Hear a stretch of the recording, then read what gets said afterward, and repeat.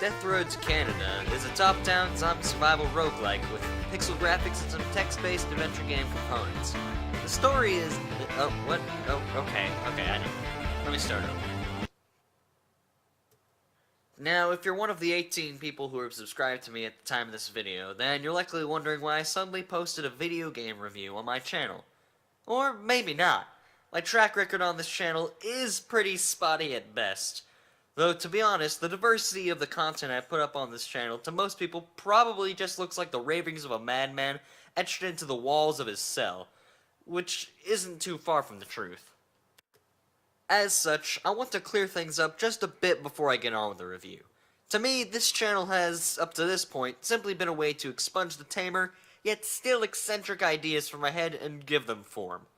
Now, if I'm being honest, that much isn't really going to change. What is changing is that rather than frantically trying to shit out these ideas at random, I want to approach this in a purposeful and determined way.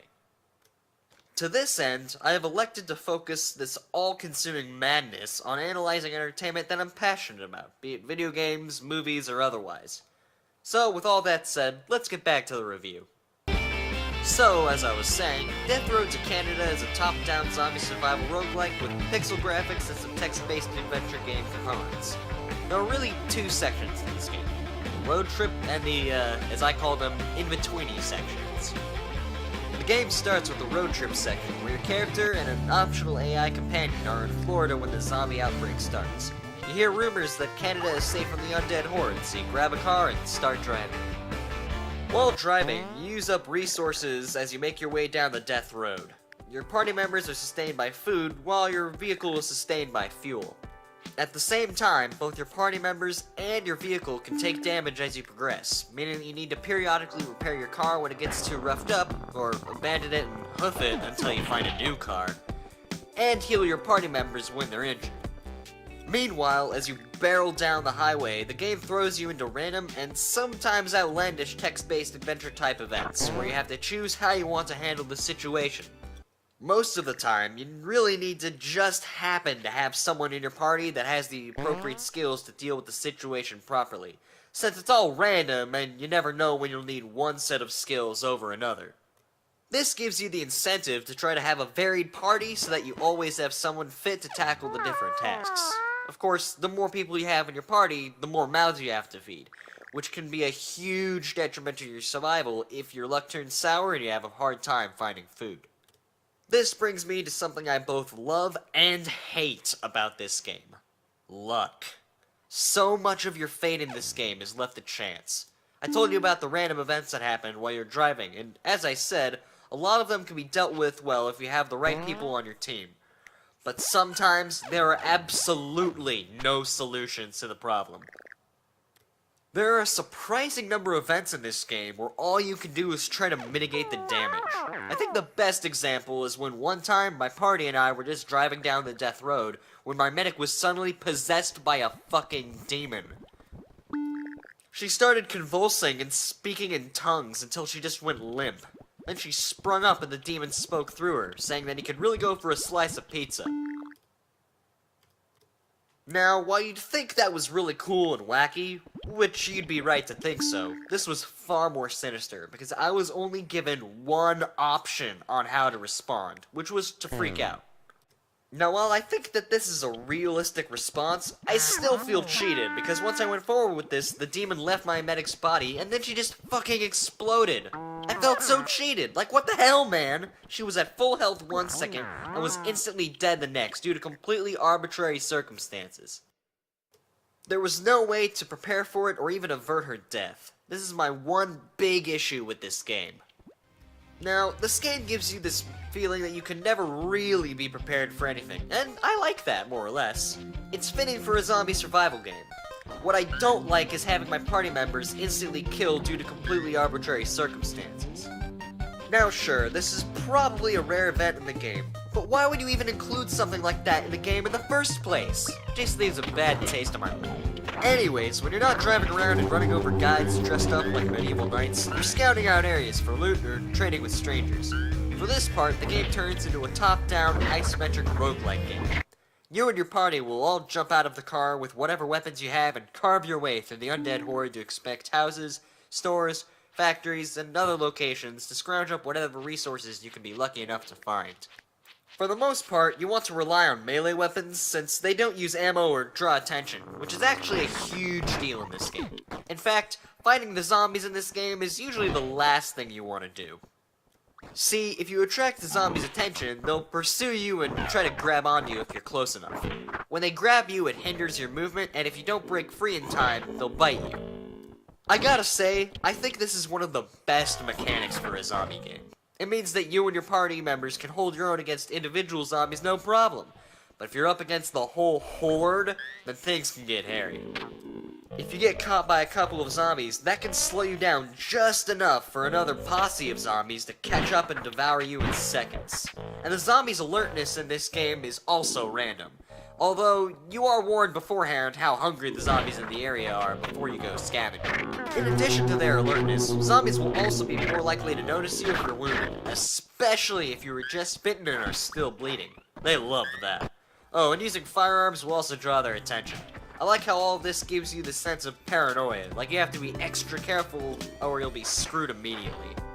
It also makes it more meaningful when somebody in your crew gets bitten in the middle of a raid, and it makes guns act as a double-edged sword, further making you think twice before you start shooting up a crowd of zombies. Speaking of the guns, there is a nice variety of them in this game, and there were plenty of times I found a gun I wasn't familiar with, and it was like getting a brand new toy. That said, the aiming in this game is a little lackluster. The game auto-aims for you based on where you're looking, but your accuracy is determined by your shooting skill. I really like that part, actually. In his review of Deus Ex, Ross of Accursed Farms said, "Whether you've never picked up a gun before, or you're a seasoned veteran, your bullets should still hurt. A lot." Honestly, I couldn't have said it better myself. Now, you can also find survivors and tame dogs while scavenging, and you can take them along with you while you scavenge. Once you get back to the car, however, you have to choose whether or not you want them to join your party, or to leave them behind now that they are no longer of use to you. Of course, if you already have a full party of 4, then you'd have to abandon one of your existing members to bring the new guy into the fold. I've personally never done this, since by the time this happens to me, I've already leveled up my party members and I know what most of their skills are, whereas I know nothing about this stranger, so it's better to leave them behind. Oh yeah, and did I mention that when you start the game, and when you gain new party members, you don't know what most of their stats are. When a new member joins the party, they only tell you a little bit about themselves, and sometimes they straight up lie to you about their skills. However, as they spend more time with the party, you get to know more about them, and they reveal their skills over time. I like this as it incentivizes you to really try to know your party members so you can figure out how to best use their talents, or at least figure out that they have no talents at all and try to use them as zombie bait, which will almost certainly happen sooner or later. The cool thing about your party members dying is that you can take control of any of them you want at any time while you're scavenging, and the character you started with can die at any time, and you can just take control of a different character. I like the fact that I can potentially go through several groups of people while they all scramble to make it to Canada. So, by now, I'm sure some people are tearing their own faces off because I haven't addressed the graphics. Well, don't worry, you've waited long enough. So, as you can see, this game uses 2D pixel graphics and even has a vintage film filter with artifacts and everything. I like this aesthetic, but I know it's not for everyone. For those of you who never want to go back to the pre-digital age, this game does have an option to turn off the filter, which is really nice. The pixel art in this game is competent, and it fits the wacky arcade atmosphere of the game pretty well, though I've seen better. As for the soundtrack, well, it's pretty limited, and you'll mostly hear the same 3 or 4 tracks over and over, but the music itself is pretty good. I like the upbeat tone it sets, and I never really got tired of it, though there were quite a few times when it just kinda faded into the background and I forgot about it until it switched to a different track. This game also supports local multiplayer, so you can have a friend take control of one of your party members to help you make it to the promised land. To me, this is actually necessary if you ever plan on beating the game. I've played this game for a little over 6 hours at the time of this video, and the closest I've gotten to beating the game was still a whole week of driving until I would reach the land of moose hunting and hockey. See, the AI in this game isn't really bad, but it's far from smart. There have been so many times when I would knock a zombie down and I would wait for my companion to finish them off, and they just sit there like a freaking vegetable. But other times, there'd be a horde of zombies encroaching, and as I would be running for my life, my party members would start flailing at the horde hopelessly and exhaust themselves so much that they couldn't even defend themselves anymore, and most of them would get eaten in seconds.